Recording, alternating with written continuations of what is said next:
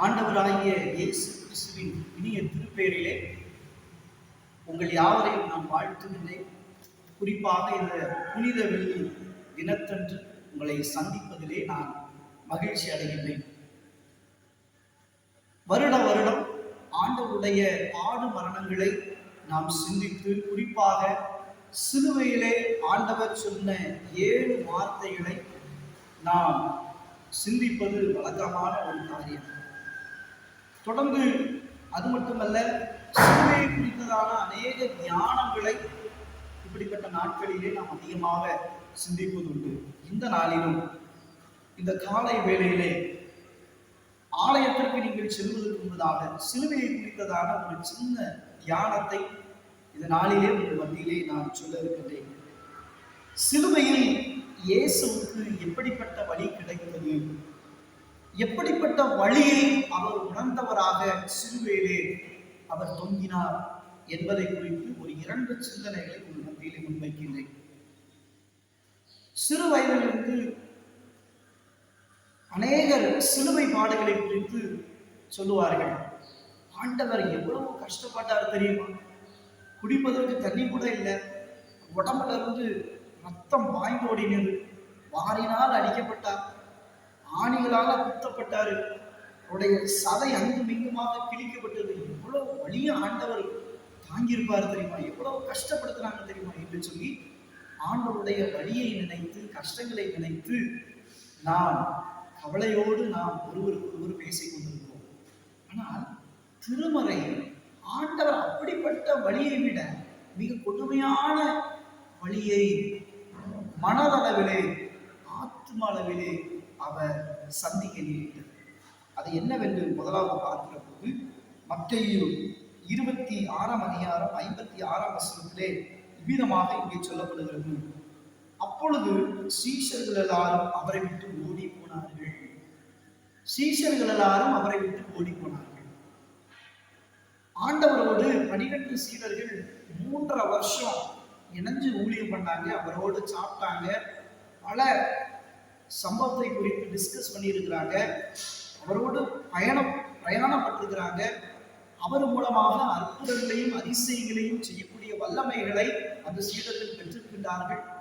ஆண்டவருடைய எண்ணங்களையும் சிந்தைகளையும் அவருடைய தரிசனத்தையும் உள்வாங்கி இருந்தவர்கள். இந்த சிலுவை என்று சொல்லி வரும்போது மாத்திரம் அவரை விட்டு விட்டு ஓடினார்கள். அவரை விட்டு விட்டு ஓடினார்கள். தனித்து விடப்பட்ட ஒரு சூழலை ஆண்டவருக்கு அனுபவித்தார்.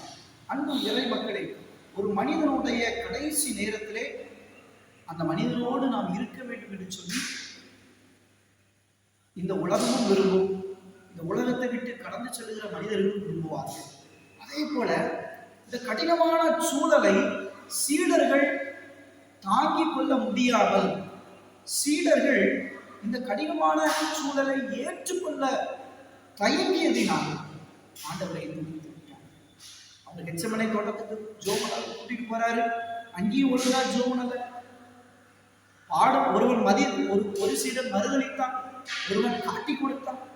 விதமாக அந்த சீடர்களே அவருக்கு மிக மன உளைச்சலை கொடுத்தார். இன்றைய காலகட்டத்திலே நாம் ஆண்டவருடைய சீடர்கள் செய்வது போல ஆண்டவருடைய சிலுவை பாடுகளை ஏற்க மறுத்தவர்களாக, அவர் ஒருவரே சிலுவையை சுமக்கட்டும், ஆனால் நான் அவருடைய சிலுவையை சுமக்க மாட்டேன், நான் அவருடைய பாடுகளோடு என்னை அடையாளப்படுத்திக் கொள்ள மாட்டேன், அந்த சிலுவை பாடலோடு தோழமையாக நான் என்னை இணைத்துக் கொள்ள மாட்டேன் என்று சொல்லி இன்றைக்கு நாம் வாழ்ந்து கொண்டிருக்கிறோம். அது உண்மையான கிறிஸ்தவம் அல்ல. அன்பு இறை மக்களே, நாம் சிலுவையை சுமப்பதற்கு, சிலுவையோடு நம்மை அடையாளப்படுத்திக் கொள்வதற்கு இந்த நாட்களிலே நாம் அழைக்கப்படுகிறோம். ஒரு விசை சிந்தித்து பார்க்கிறோம். அந்த சீடர்களைப் போல அந்த சிலுவையை விட்டு நாம் ஆண்டவரை தனித்து விட்டு விட்டோமா? அதுதான் அவருக்கு மிகப்பெரிய மன உளைச்சலை, மிகப்பெரிய மன வலியை. இரண்டாவதாக லூக்கா எழுதின சுவிசேஷம் 23ஆம் அதிகாரம் 27ஆம் வசனம் 28ஆம் வசனத்தை நாம் பார்க்கிற போது, இயேசு கிறிஸ்து சிலுவையை சுமந்தவராக சாலையிலே வந்து கொண்டிருக்கிறார். அப்படி வரும்போது திரள் கூட்டமான ஜனங்கள் அவருக்காக புலம்பி எழுகிறது. குறிப்பாக பெண்கள் அதிகமாக அவருக்காக கவலையோடு ஆண்டவர் இவ்வளவு பாடுபடுகிறாரே என்று சொல்லி அழுது கொண்டிருக்கின்றார்கள். அப்படி அழுது கொண்டிருக்கும் போது ஆண்டவர் 28ஆம் வசனத்தில் சொல்கிறாரு, இயேசு அவர்கள் முகமாய் திரும்பி, எருசலேம் குமாரத்திகளே, நீங்கள் எனக்காக அல்லாமல் உங்களுக்காகவும் உங்கள் பிள்ளைகளுக்காகவும் அழுங்கள். என்னுடைய வழிகளை நினைத்து நான் படுகிற பாடுகளை குறித்து நீங்கள் துளி அளவு கவலைப்பட வேண்டாம். இது எல்லாமே உங்களுக்காக. நீங்கள் அடிக்கப்படக்கூடிய சிலுவையிலே நான் அடிக்கப்படுகிறேன். நீங்கள் அவமானப்படக்கூடிய இடத்திலே நான் அவமானப்படுகிறேன். அத்தனை உங்களுக்காக. நீங்கள் மீட்படைய வேண்டும், நீங்கள் விடுதலை அடைய வேண்டும், நீங்கள் முழுமையான ஆட்சியை பெற வேண்டும். இதுதான் எனக்கு முக்கியம். இன்னும் வசனங்கள் நம்ம வாசிக்கும் போது கடைசி காலம் வரும், ரொம்ப கொடூரமான காலங்கள் வருது. அதனால நீங்க முழுமையான விடுதலையை, முழுமையான ரட்சிப்பை பெறுங்கள். அதுதான் எனக்கு வழி, அதுதான் எனக்கு வேதனை என்று சொல்லி ஆண்டவர் இந்த வார்த்தை மூலமாக அந்த பிள்ளைகளுக்கு அன்பு இறை மக்களே, இன்றைக்கு ஆண்டவர் சரீரத்திலே பட்ட வழிகளை மாத்திரம் வழி என்று நாம் புரிந்து கொள்ளாமல், அதைவிட மிகப்பெரிய வழி ஆண்டவருடைய மனதிலே, அவருடைய ஆத்மாவிலே தனித்து விடப்பட்ட ஒரு சூழ்நிலை. இரண்டாவதாக நாம் முழுமையான மீட்படை வேண்டும் என்கிற ஒரு ஏக்கம். அந்த வழிதான் ஆண்டவருக்கு மிகப்பெரிய வழியை கொடுக்கிறார். அந்த வழியை உணர்ந்தவர்களாக, சிலுவையில் தோழமைகளாக, முழுமையான விடுதலை வாழ்வை பெற்றவர்களாக நாம் வாழுவோம். அப்படிப்பட்ட சிலுவையின் உன்னத விடுதலை அனுபவத்தை, ஆசீர்வாதத்தை ஆண்டவர் நமக்கு தருவார். கண்களை மூடுவோம். எங்களை நேசிக்கிற நல்ல ஆண்டவரே, போற்றுகிறோம். உடல் ரீதியாக நீர் வாங்கின அடிகளும் வேதனைகளும் உமக்கு வழி அல்ல. ஆன்மாவிலே, மனதளவிலே தனித்து விடப்பட்ட ஒரு நிலை. நாங்கள் முழுமையான ரட்சிப்படைய வேண்டும் என்கிற அந்த மனநிலை, அதுதான் உமக்கு வழியை என்கிற இந்த சிந்தனையை இந்த காலையிலே கொடுத்தீரே.